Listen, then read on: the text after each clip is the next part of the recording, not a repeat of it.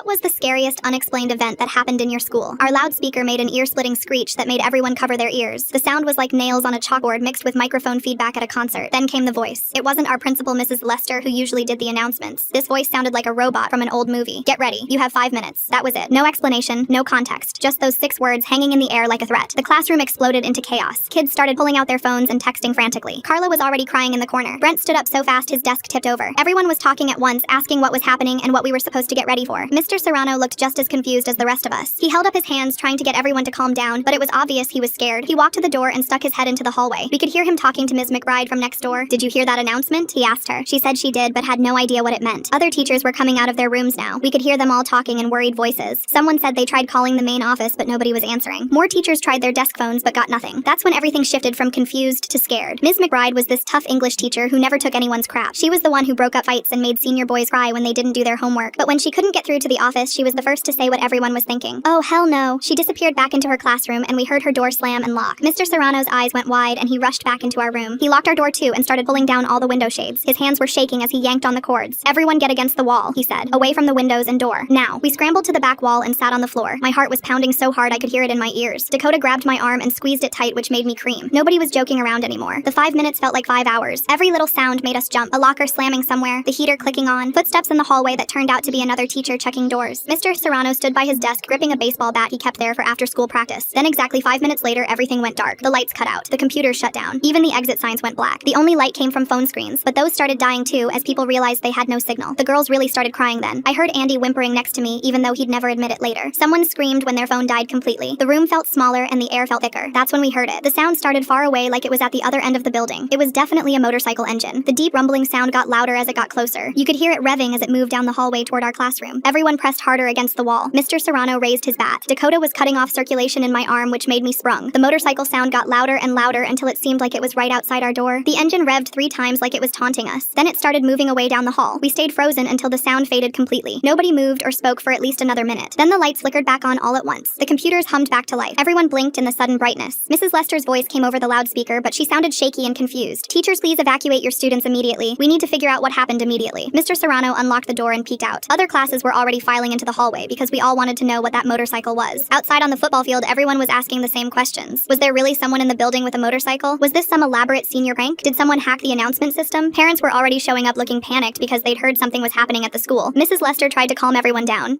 She said they checked all the security footage to figure out what happened. She blatantly told everyone she had no idea what we were all talking about. There was no motorcycle in the school. In fact, nothing entered or exited the building.